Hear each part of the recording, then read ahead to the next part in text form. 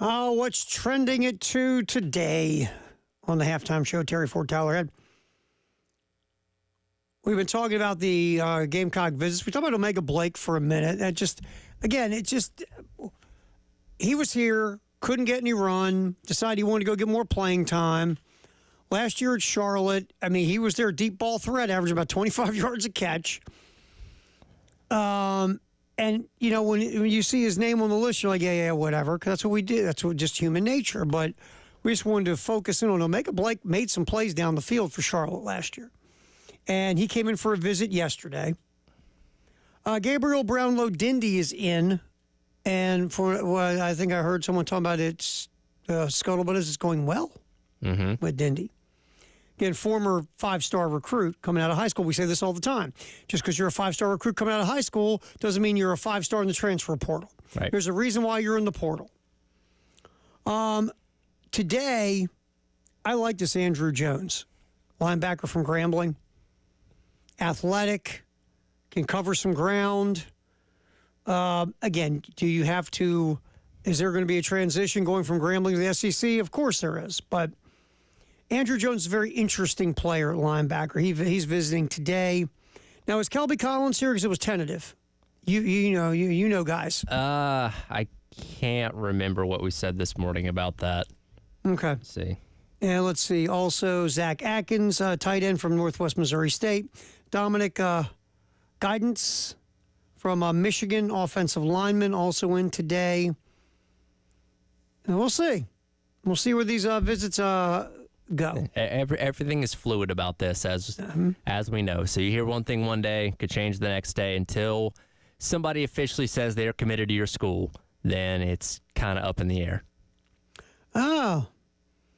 Jalewis Solomon is returning. He inked a deal with the Garnet Trust. Another Garnet Trust deal done. To the people that are freaking out that Lenore Sellers has not been done, be patient. Yes. I don't think there's any worry there. I think it's going to be okay. Just be patient. Life's going to be all right.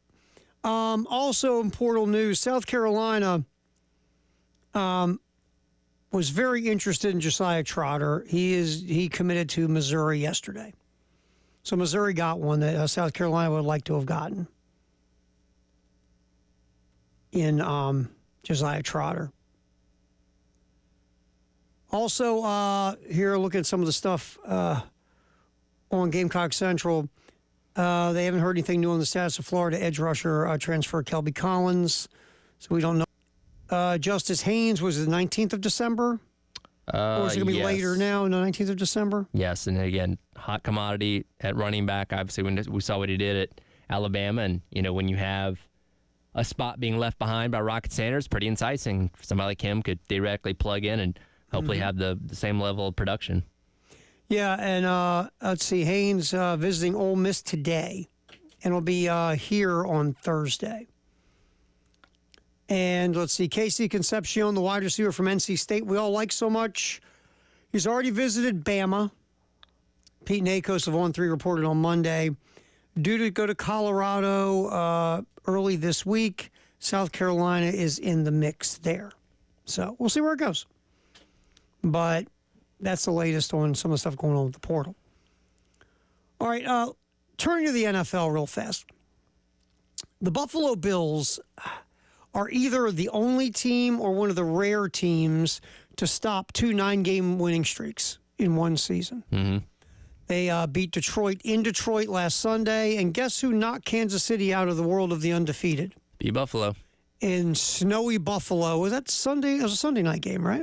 Or Monday night game? No, it was it was like 4:25. Okay, so it was a late both game. These games, funny enough, have been late starts. 4:25. They haven't been. You figured both of those games would be like how is this not? Well, Sunday night, Monday night. Think about it like this: you had Buffalo and Detroit playing at 4:25, and you had Minnesota and Chicago and Atlanta and Las Vegas playing on Monday Night Football. If you're ESPN, don't you want to smack somebody upside the head in the NFL office? I wonder how the selection pecking order goes now. Mm-hmm. Here's my thought. I'm guessing. Obviously, Sunday night is the marquee game. Yes. But then I wonder, is the 4:25 window on Fox and CBS. Does that go higher in the pecking order than Monday Night Football now on ESPN? Because ESPN typically gets the... And that's cable. Mm-hmm. Now, they do usually multicast on ABC and stuff like that, but I do wonder. I feel like maybe that late kick on CBS might kind of be the coveted commodity. I think it probably goes, obviously, Sunday night, and then that 4:25 window on Sunday, and then ESPN for Monday night. I'll do some research on that, see if I can figure it out. But that's what it feels like. All right, Josh Allen, who, by the way, the last 2 weeks, Josh Allen's been unreal, but the whole season, and let's give Josh Allen his props. Lost his number one wide receiver, lost another part of the wide receiver rotation as well in the offseason. And remember, we were talking about before the start of 2024, Buffalo didn't really go out and improve their wide receiver room. Now, they drafted Keon Coleman from Florida State, I believe, second round. And here during the season, they went and got Amari Cooper, who, I mean, he upgrades their position, but this is not the Amari Cooper of 3-4 years ago. Right. But he's still a good receiver. But Josh Allen basically has elevated the passing game by being smarter with the football, making smarter decisions, and being more accurate. And Buffalo has been unreal offensively. Plus, they run the ball more. They're more balanced. James Cook is more involved now. But you know the thing happened, I think we had this conversation before the season. Sometimes when you don't have a number one go-to wide receiver, every now and then the passing game gets better because the quarterback is just dropping back and, okay, first option, that's open, bam. First option, not open. Second option, bam. He's not looking to feed a certain receiver. He's looking for the first open dude, and he's just letting it go. Right. Sometimes that helps. Right now in Buffalo, it feels like that's helped. Here's Josh Allen talking about basically finding a way to win football games in Buffalo this year. Again, we're just trying to find ways to win, and this is going to help us in the long run. But still, a lot of things that we can learn from this game, take away. Still, offensively, I think we need to find some more. There's too many plays we left out there. So I know it's to nitpick a game like that where you score 48 sounds kind of dumb, but still feel like we left some out there. I mean, Buffalo. I mean, remember they've had a lot of changes in Rams have gotten their wide receivers back, but still, that's a lot of offense to give up these past 2 weeks. And you got an offense yourself that can certainly keep pace and outpace, but I don't want that for them going into the playoffs to feel good about it. And that's the thing. I mean, Buffalo, the defense the last couple of weeks has given up a ton. And again, remember they lost some people to injury, and they've had to switch some personnel on defense. Baltimore's defense has gotten better, but it still isn't what it needs to be.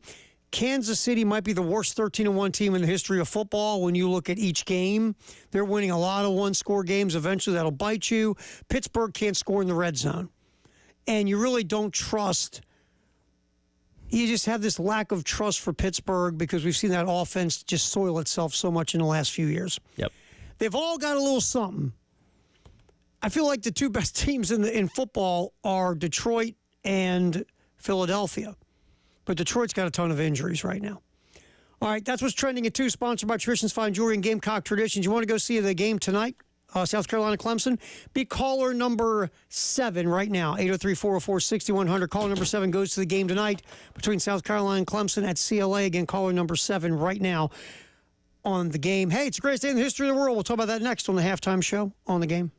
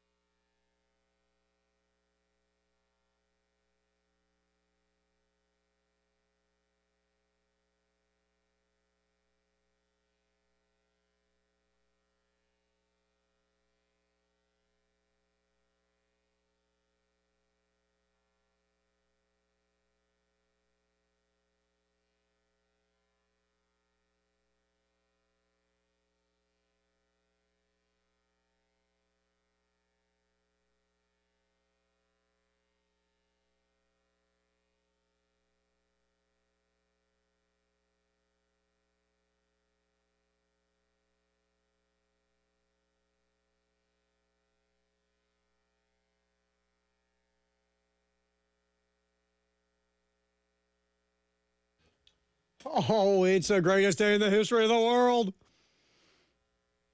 December 17th. Halftime show with Terry Ford and Tyler Head. Appreciate you hanging out with us here on the game. Okay, we go old school to start. Every now and then, well, more than every now and then, a lot of time we learn something here, Tyler. I look forward to learning something every single day. I haven't been here in a week, so I know you are. You gotta catch me up here. Gotta educate you. Give me something good. All right, we'll go 1944.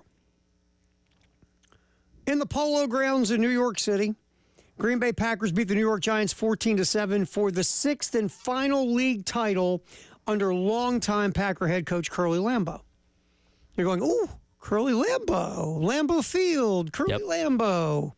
Yes, but everybody thinks about the Packers and they think of Vince Lombardi. Sure.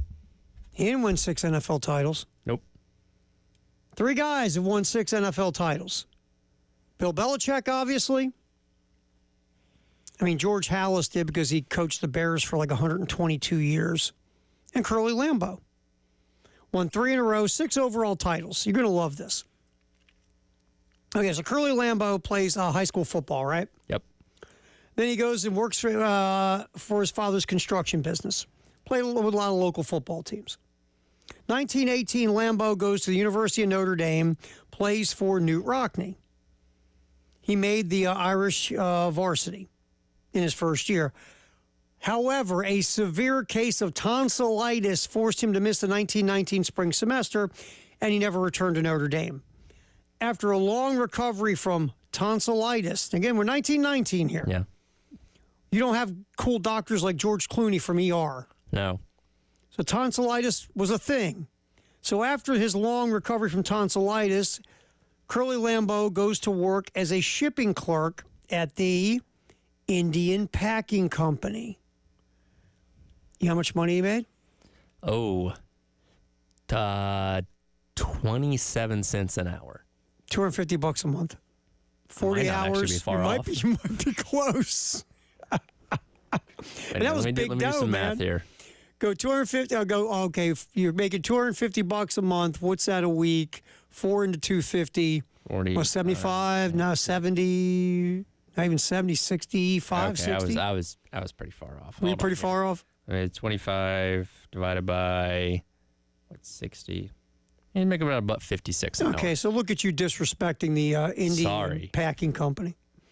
All right, so Lambeau then hooks up with a dude named George Whitney Calhoun, and they found the Green Bay football team. And the reason we bring up the Indian Packing Company is they put up $500 for the uniforms. So the name of the team is the Green Bay Packers. That's where you get your name. Yep.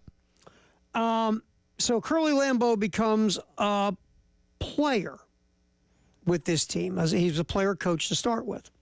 But the team's name reportedly was offered to Curly by his girlfriend, Agnes Aylward, after a pickup game. Curly had wanted to call the team the Green Bay Indians after the packing company. Okay. To respect Indian Packing's purchase of the uniforms. And Agnes simply blurted, well, for heaven's sake, Curly, why don't you just call them the Green Bay Packers? So he went, sounds like a good idea, honey. And now here we are, over 100 years later. Look at that. And really, who knew that Agnes was really the push behind the name? Now, Lambeau, again, player coach, and he was a good player for about 10 years and became the coach and was a coach for almost 30 years, won 6 titles as a coach. I think 3 in a row. Yeah, 3 in a row, and also revolutionized the passing game with a guy named Don Hudson, who is a Hall of Fame wide receiver. Then he had a little fallout with the board of directors with the Packers and went on, coached Chicago Cardinals, Washington Redskins, and then retired. Obviously, again, he was part of the first group to go into the Pro Football Hall of Fame. The stadium's named after him. They should name the stadium after Agnes. I mean, she came up with the name. True. Agnes Field doesn't have the same ring to it. Yeah, it really doesn't. I hope at least, and I know they have their own little Titletown museum up there, but I hope there's at least some mention in there that, hey, it was her that actually gave the name. Agnes. Let's not give Curly all the love here. By the way, Curly Lambeau, born in Green Bay. Yeah, it made perfect sense. all of this goes to the idea that little towns were owning these teams in the beginning, and only one was left. Yeah. The Cater Staleys, it's crazy.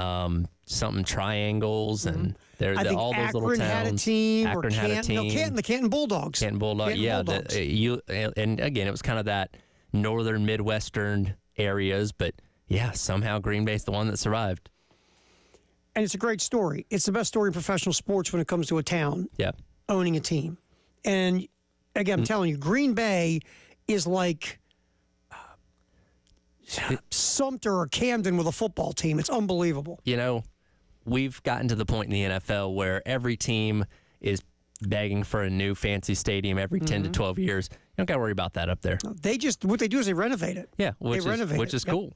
And if you're a dork going to games in certain stadiums or whatever, Lambeau Field's got to be on your bucket list. I never want to freeze my butt off at any sporting event ever, but if you tell me I can do it there, I'm cool with it. I'm going to tell you something. That's a different level of cold, brother. Whoa. I can only imagine. Right now, I'm turning blue just thinking about being at Lambeau Field. Hey, and you look next to you, the guy next to you's got shorts on. Yeah, and no shirt. It's like it's warm. He's got green body paint. Sir, it's 0 outside. You not see the icicles falling from the sky? That's crazy. All right, 1983, in his 352nd NHL game, Wayne Gretzky scored a goal, had 5 assists to record his 800th point in 352 games. 800 points. Just a ridiculous offensive hockey player. 1987, Michael Jordan of the Bulls scored 52 points in a Bulls win over the Cavaliers. Speaking of the Cavaliers, this day in 1991, they turned a 20-point halftime lead over Miami into the most lopsided win in NBA history, beating the Heat 148-80. 68-point margin of victory. Man. That's dominant. Yes, it is. 1993, Olympic boxer, very successful as an Olympic boxer, Virgil Hill becomes the most successful light heavyweight in boxing history, winning his 15th title defense, a unanimous decision over Guy Waters. Yeah, Virgil Hill was a very good light heavyweight professionally, and he was a good Olympic boxer, and he's a guy no one ever talks about anymore when it comes to success in the world of boxing. Terrell Owens caught 20 passes for 283 yards and a touchdown in the San Francisco 17-0 win over Chicago. 20 catches, an NFL record for Terrell Owens. And he did it without his shirt on. Remember there for a while, every time you saw him, he had his shirt off. Yeah. Doing sit-ups or push-ups or something. Just flexing on us. Always. Well, if I was built like that, I would do the show with no shirt on. Probably so. I don't need that visual. You're welcome, bud. Yeah, we have time. Yeah, let's cross this. Wisconsin star Ron Dane, who had the record of 6,397 yards. Career rushing mark. There. How about that guy? Ron, Ron Dane, everyone remembers won a Heisman. No one remembers Donnell Pumphrey at all. Yeah, I remember a little bit. Yeah. A little bit. Yeah. So there's your greatest day in the history of the world. All right, our Firehouse Sub text of the hour is next, 803-404-6100. We might even yip with Jay Phillips, get a little handoff, sponsored by Little Pigs on Alpine. And guess who's here today? It's Brews Day. That's right. Ryan Brewer hanging out also with Jay and Elijah. All right, Firehouse Sub text the hour next on the halftime show here on The Game.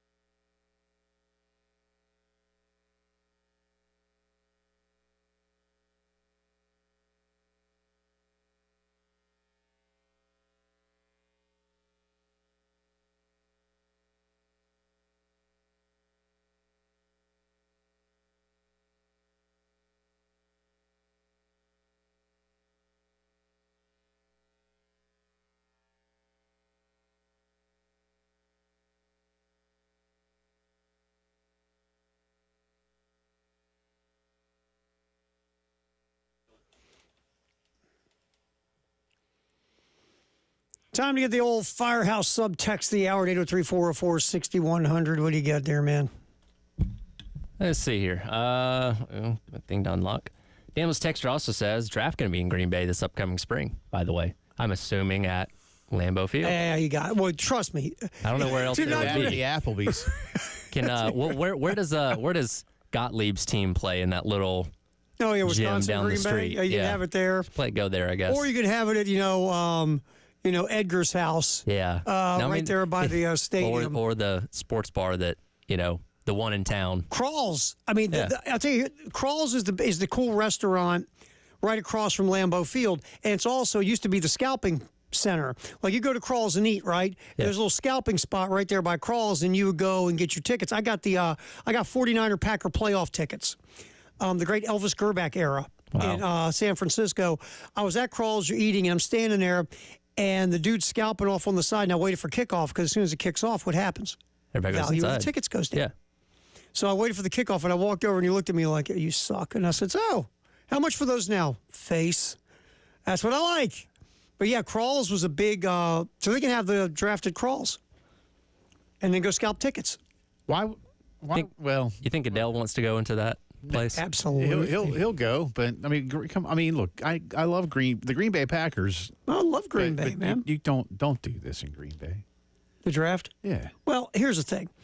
They're trying to do what they do, and they want to bounce it all over the place. I know what they're doing, and but Green I Bay just wouldn't do it in Green Bay. You know what's crazy? It took them this long to realize they could turn it into a block party in any city that they go to. And that's what it's going to be. You're going to get people traveling from all over the Midwest into Green Bay. By the way, I don't know if Green Bay's got enough hotels. That's what I'm saying. You can't do this. I mean, people Green Bay is smaller than Augusta.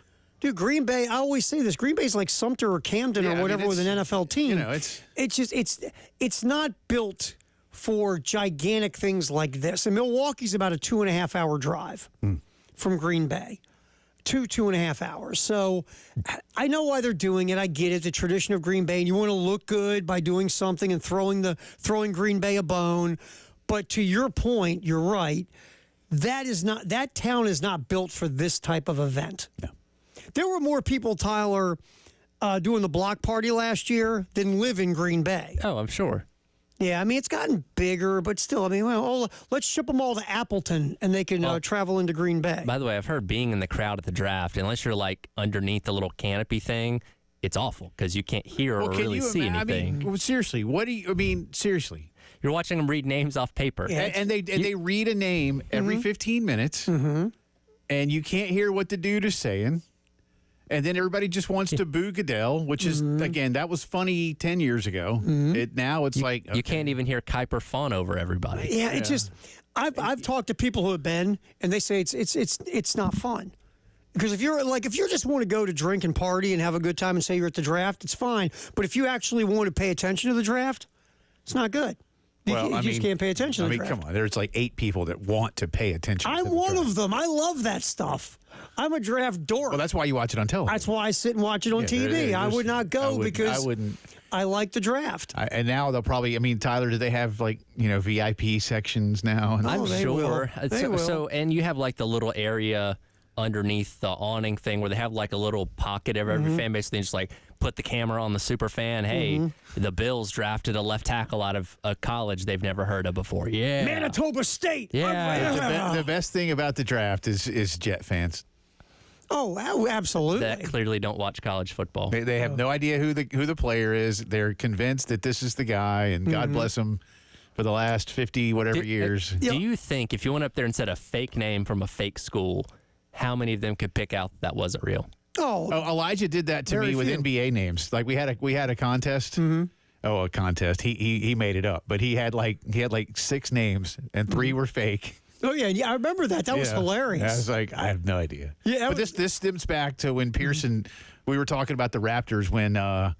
It was it was Pascal Siakam. But when they won a title, and it was you're just making up names. Yeah, it doesn't. You're just making up sounds. I was like, who besides Kawhi is good on Toronto? He goes, oh, Pascal Siakam. I'm like, that just sounds. You just came up with phonetics. You just made up something. Yeah, I was like, that's not a real person. Don't hand me that.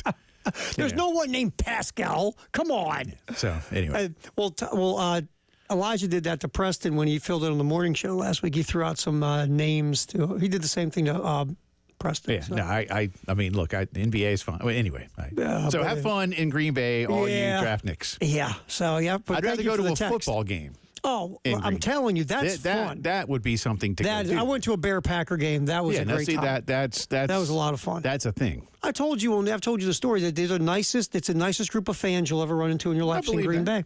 Bay. They invite you. Hey, you want to park in my yard, there, eh? Yeah. Hey, you want a brat? And they give you a pound of Some cheese. beer. Oh yeah, and they give you Cheese. they give you a cheese head to wear Yeah. too. I Some mean, sausages. They are. I remember I came back. It was a day game I went to, and it was like late afternoon. And you're walking back to the car that you parked in someone's yard because they invited you to. Sure. And then they say, "Hey, we're having some brats. You want a brat before you leave?" Sure. I'm all about that. Oh, yeah, it's the nicest crew of people like ever in Green Bay. Yeah, they don't make my kind of beer up in Wisconsin.